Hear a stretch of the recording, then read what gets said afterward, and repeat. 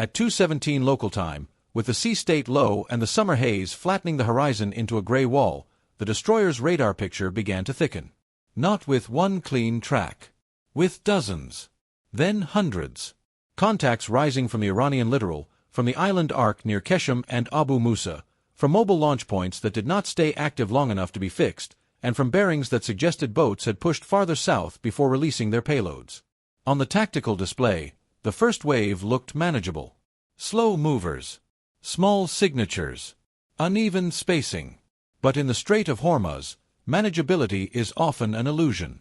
At its narrowest, that waterway is roughly 21 miles across, and the formal shipping lanes compress traffic into corridors measured in only a few miles. There is almost no room for error, and even less room to maneuver under saturation pressure. What most people think happened there is not the real story. From the outside, the event would have looked familiar. Another episode of Iranian signaling. Another dangerous but controlled encounter in one of the world's most militarized choke points. A U.S. destroyer transits. Iran probes. Drones appear. The ship shoots some down. Tehran denies escalation. Washington keeps details vague. Tanker traffic resumes. Markets shudder, then settle. That is the visible layer, and it is the layer both sides usually prefer.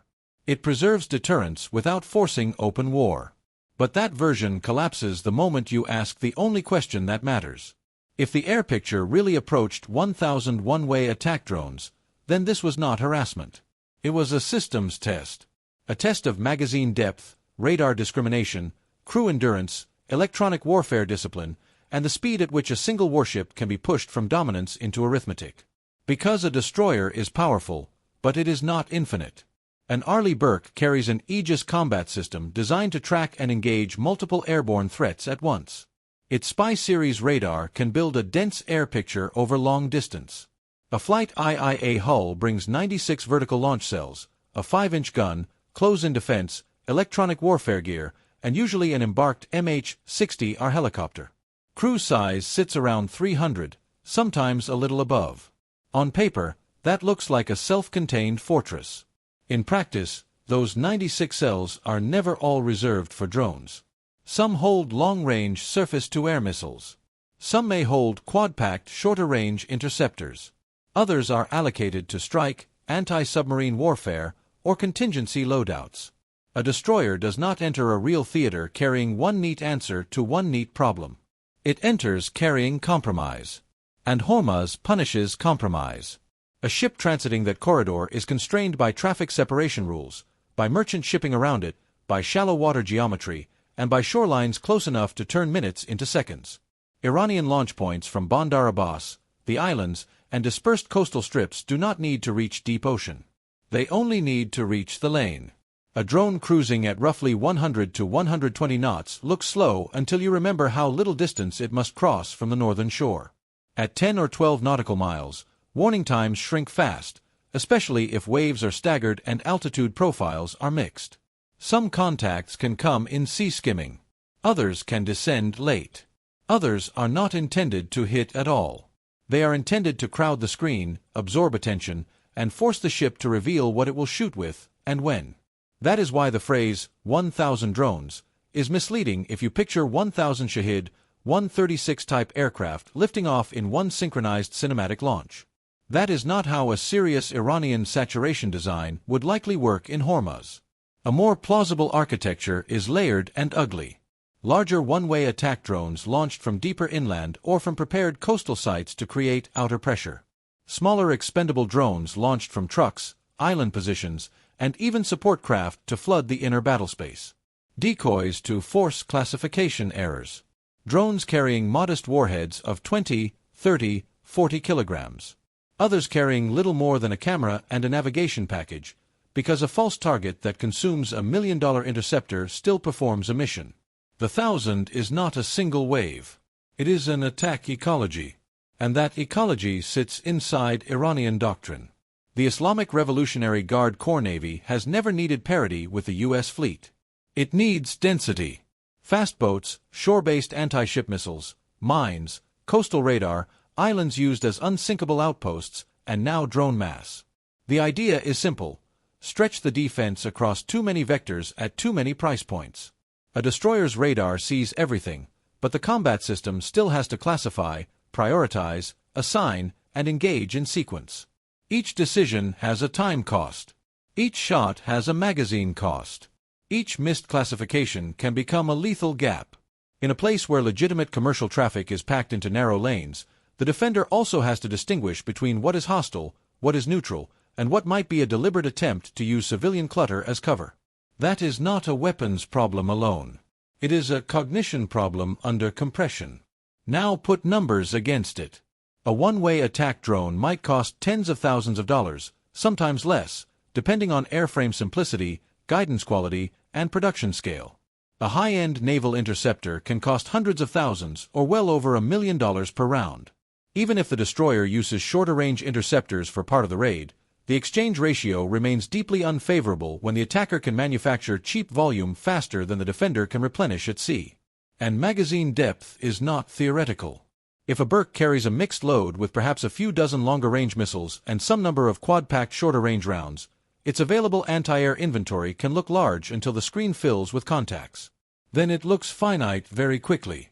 A ship can reload vertical launch cells in port. Not while running a gauntlet in Hormuz.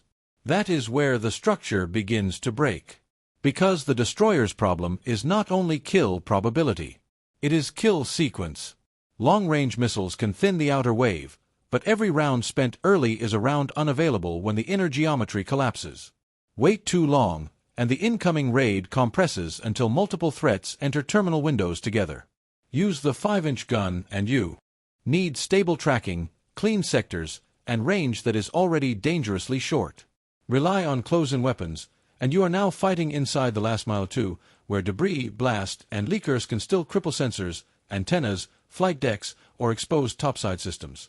Against a dozen drones, the layers hold. Against hundreds arriving in timed packets, each layer becomes a tax on the next one. There is another problem Tehran would understand perfectly. The defender is not only shooting at things that can sink it. It is shooting at things that can blind it. A destroyer does not need to be destroyed to be strategically neutralized. Damage the radar faces. Damage communication masts. Crater the flight deck. Start topside fires. Knock out close-in defensive mounts. Even near misses matter in a constricted channel bordered by civilian shipping. A combat-effective ship with degraded sensors in the middle of Hormuz becomes a liability to itself and everyone around it. So the Iranian objective in such a scenario would not necessarily be immediate ship kill. It could be mission kill, transit denial, or forced withdrawal. That lowers the threshold for success dramatically. And once you see that, the visible story disappears. This was never just about whether one U.S. destroyer could physically shoot down 1,000 drones. It was about whether the ship could preserve enough of its magazine, sensors, and composure to keep the strait open while under an attack designed to make every defensive choice strategically expensive. The drone swarm is the headline. The corridor is the target. Roughly a fifth of global oil flows through Hormuz in normal conditions. Insurance rates react to fear before tankers react to damage. A few hours of uncertain control can move energy prices, naval deployments, and political language across multiple capitals. In that environment, a drone that never lands a hit can still produce a geopolitical effect. This is why the public version tends to stay small. Unsafe and unprofessional behavior. Harassment. Interception of multiple UAVs. Those phrases hide the real math. If the track count pushed toward the high hundreds over several hours, the destroyer's Combat Information Center would not have been watching a stunt. It would have been watching a doctrine demonstration. Commander Nathan Hale, the notional commanding officer in any such scenario, would not be asking whether the ship could win in some abstract sense. He would be asking how fast his inventory was burning, how many tracks were likely decoys, and whether the first major missile salvo from shore had already been cued by the drone raid. Because that is the hidden link. Drones alone are pressure. Drones combined with coastal anti-ship missiles become targeting architecture. A C-802 class shore-launched missile or a newer, faster anti-ship system does not need to be fired in large numbers if the defender is already saturated, emitting, maneuvering, and managing leakers. The drone swarm forces radar attention outward. The missile attack then exploits the seams. Add sea mines laid earlier by covert means or small craft, and the defender's maneuver options compress further. Add fast attack boats carrying rockets, explosives, or short-range missiles operating among commercial traffic, and now the destroyer is fighting in 3 dimensions while also protecting the legitimacy of the shipping lane. That is not a battle plan built around one dramatic kill shot. It is a cumulative suffocation model. But even that was only the visible threat stack. The hidden variable sat below it, behind it, and farther east. The destroyer was almost certainly never the only defensive node that mattered. A Hormuz transit under elevated warning would be fed by aircraft, satellites, regional radar, signals intelligence, and probably off-map air cover. Rear Admiral Lisa Warren, commanding the broader surface action picture in this kind of scenario, would care less about the destroyer's individual heroics than about building time into the geometry. Time for fighters to arrive. Time for electronic warfare to sort real threats from cheap ones. Time for another ship east of the Gulf of Oman to posture as reinforcement even before it physically entered the channel. In modern naval warfare, the most decisive asset is often not the weapon you fire. It is the minute you create. That minute can come from electronic attack. Lieutenant Maravales, an electronic warfare officer in the most professional sense, would know that a swarm is only as coherent as its navigation, control, and terminal logic. Some one-way drones are designed to operate with limited autonomy and can survive jamming better than hobby-grade systems. But mass attacks still depend on timing, routing, and enough guidance integrity to arrive inside useful windows. If the defender can break GNSS reception, distort the electromagnetic picture, or induce route drift in even part of the raid, the 1,000 becomes fragmented. A fragmented swarm is not harmless, but it is no longer a single wall. It is a series of solvable problems. That changes everything. And then there is aviation.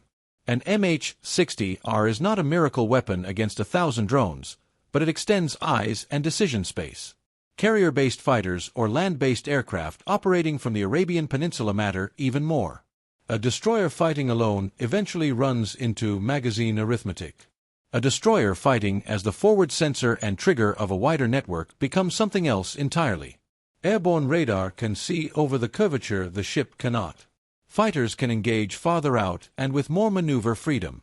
Regional bases can regenerate sorties faster than a ship can regenerate missiles. Tehran would understand this, which is exactly why an overwhelming drone count makes sense only if the real aim is to force the U.S. into either revealing its wider posture or accepting visible strain before reinforcements fully shape the fight. That hidden support does not make the problem easy. It makes it survivable. There is a difference. Because outside reinforcements arrive on clocks, and clocks are the one thing saturation attacks are designed to exploit.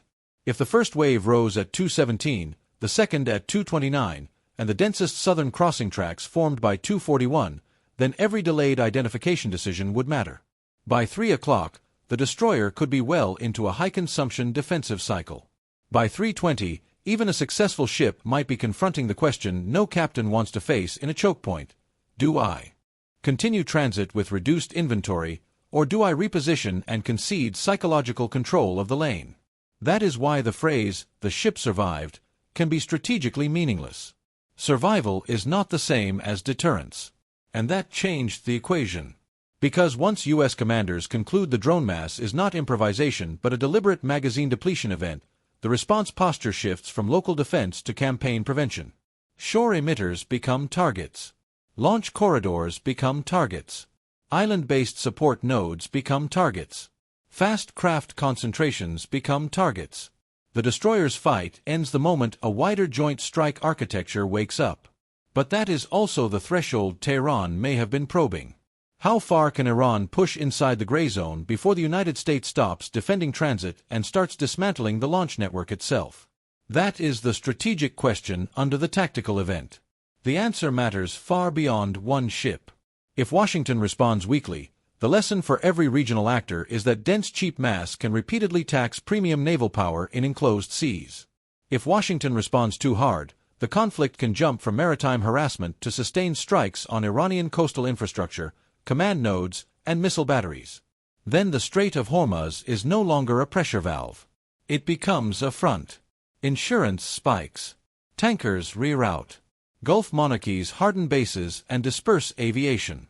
Israel reads the escalation through its own threat lens. China watches energy flow vulnerability. Europe watches freight. Russia watches distraction. A destroyer under drone pressure in a 21-mile channel becomes a global economic event because choke points multiply consequences. There is also a darker operational point. Tehran may have had no intention of advertising the full scale because the hidden success was not measured in damage to the destroyer. It was measured in what U.S. forces were forced to reveal during the defense. Radar behavior. Emission discipline. Preferred intercept ranges. Engagement sequencing. Electronic warfare patterns. Air cover timing. Communications architecture. Every large-scale defensive action generates intelligence for the attacker. If Iran managed to push a U.S. warship into an extended live-fire, multi-layered defensive cycle without triggering full retaliation, then it extracted something valuable even if most of the drones died in the water. In that sense, concealment serves both sides. Tehran hides how much it committed. Washington hides how much it had to spend. So could a U.S. destroyer defeat 1,000 Iranian suicide drones in Hormuz? If the question means one ship, alone, with no off-board support, no layered air picture, no electronic warfare advantage, and no relief on the way, then the answer is not comforting. No destroyer is built to absorb infinite cheap mass in a constrained channel while also defending the lane around it. Sooner or later, the structure cracks through magazine exhaustion, sensor overload, or cumulative damage. That is the brutal truth inside the spectacle. But if the question means a destroyer as part of the real American way of war, networked, queued, reinforced, and allowed to turn a shipboard defense into a theater defense, then the outcome changes. The swarm can be broken. The lanes can be held. The apparent asymmetry can be reversed. Not because the destroyer is invulnerable, but because it is not actually fighting alone. That was the visible layer versus the hidden one.